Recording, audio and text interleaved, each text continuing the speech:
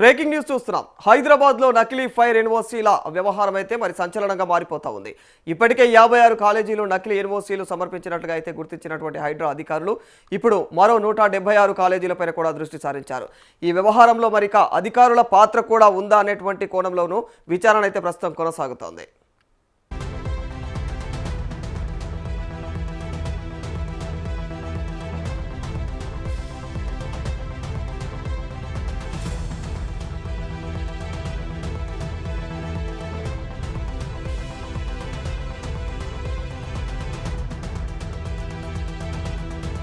కాలేజీల నిర్వహణకు తప్పనిసరిగా ఫైర్ ఎన్ఓసీ సర్టిఫికేట్ను ఇంటర్మీడియట్ బోర్డుకు సమర్పించాల్సి ఉంటుంది. 5 అంతస్తుల లోపు భవనాలకైతే ఫైర్ ఎన్ఓసీలు జారీ చేసేటువంటి అధికారం హైడ్రాకు ఉంటుంది. అయితే ఇదే అవకాశాన్ని కొందరు కాలేజీ యాజమాన్యాలు అయితే దుర్వినియోగం చేసినట్లుగా ఆరోపణలు వినిపిస్తున్నాయి.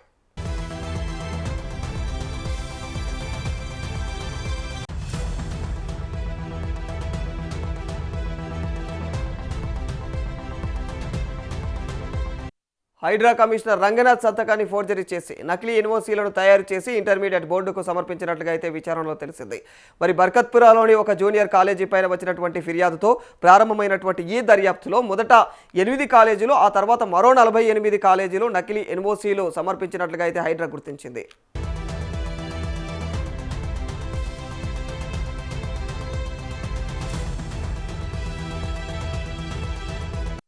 ఇప్పటికే ఈ కాలేజీల వివరాలను అయితే పోలీసులకు హైడ్రా అందజేయడం జరిగింది.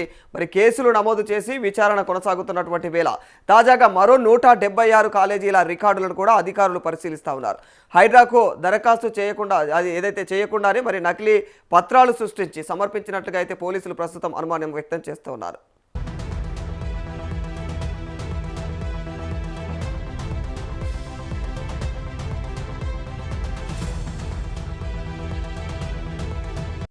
ఈ వ్యవహారంలో జీహెచ్ఎంసీ, హైడ్రా, ఫైర్ శాఖ మాజీ ఉన్నతాధికారుల సంతకాలు కూడా ఫోర్జరీ చేసినట్లుగా అయితే ప్రాథమిక విచారణలో గుర్తించినట్లుగా సమాచారం తెలుస్తూ ఉంది. మరి సంబంధిత కాలేజీ యాజమాన్యాలను విచారించి ఈ నకిలీ వ్యవహారం వెనుక ఉన్నటువంటి పూర్తి నెట్వర్క్ను బయటపెట్టేందుకైతే ప్రస్తుతం పోలీసులు సిద్ధమవుతా ఉన్నారు.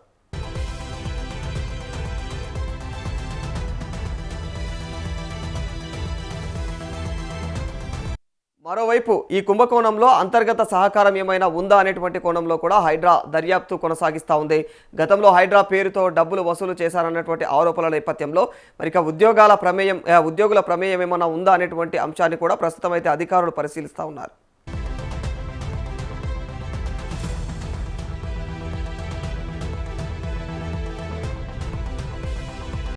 మొత్తంగా నకిలీ ఫైర్ ఎన్ఓసీల వ్యవహారం రోజురోజుకు మరి విస్తరించిపోతా ఉంది. ఇప్పటికే 56 కాలేజీలు విచారణలో చిక్కుకోగా మరో 176 కాలేజీలపైన దర్యాప్తు కొనసాగుతోంది.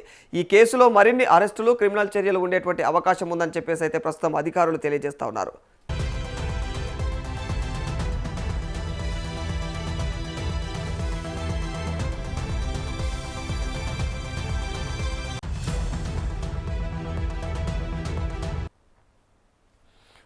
రైట్, మరి ఇదే అంశానికి సంబంధించి మరింత సమాచారం మా ప్రతినిధి ప్రభాకర్ అందజేస్తారు.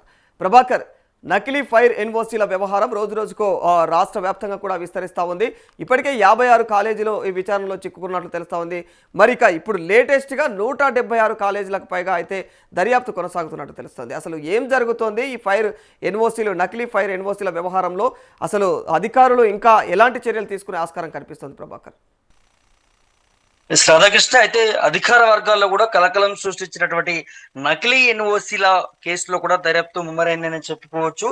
ఇప్పటి వరకు కూడా 56 కాలేజీలకు సంబంధించి నకిలీ ఎన్ఓసీలు మరి సృష్టించినట్టుగా నిర్ధారించుకున్నటువంటి హైడ్రా మరో 176 కాలేజీల పైన కూడా విచారణ చేస్తున్నట్టుగా తెలుస్తా ఉన్నది.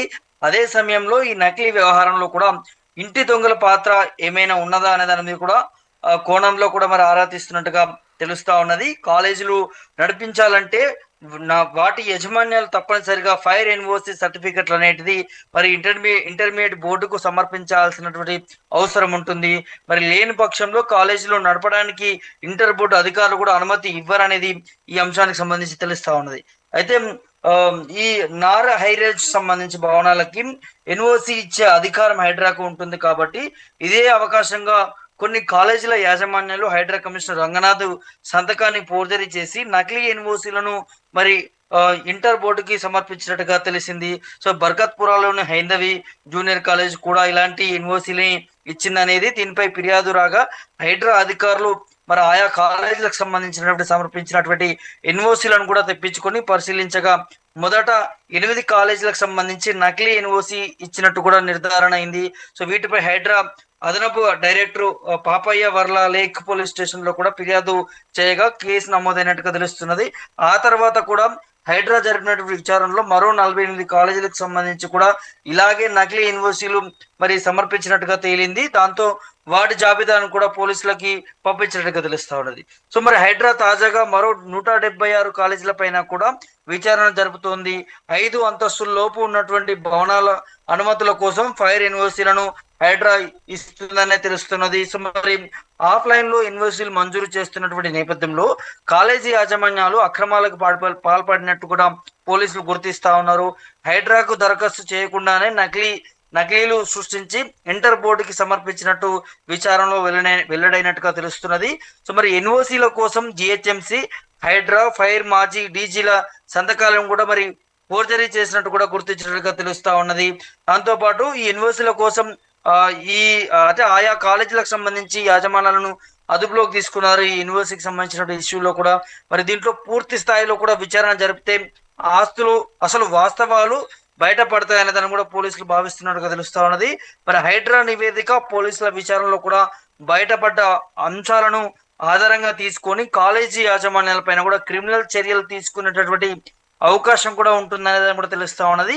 మరి ఈ వ్యవహారంలో కూడా ఇంటి దొంగలు ఎవరైనా ఉన్నారా, ఉంటే ఆ కోణంలో కూడా మరి హైడ్రా అధికారులు ఆరా తీస్తున్నట్టుగా తెలుస్తున్నది.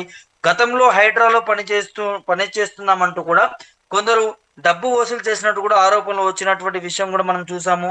మరి ఈ నేపథ్యంలో కాలేజీల యాజమాన్యాలకు సంబంధించి ఉద్యోగులు ఎవరైనా సహకరించారా అన్న కోణంలో కూడా మరి పోలీసులు హైడ్రా మరి విచారణ కొనసాగిస్తున్నటువంటి నేపథ్యం కనిపిస్తా ఉంది. రాధాకృష్ణ.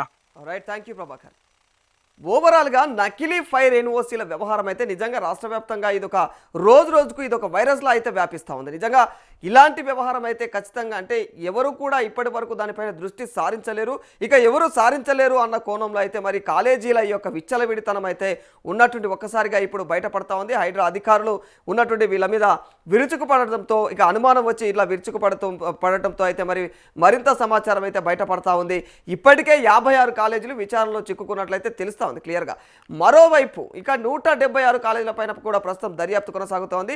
ఈ 176 కాలేజీల మీద కూడా అనుమానాలు రావడం వల్లనే ఈ దర్యాప్తు అనేది కొనసాగిస్తా ఉన్నారు అధికారులు. ఏది ఏమైనా ఈ కేసులో మరిన్ని అరెస్టులు, క్రిమినల్ చర్యలు ఉండేటువంటి అవకాశం అయితే ఖచ్చితంగా కనిపిస్తూ ఉంది.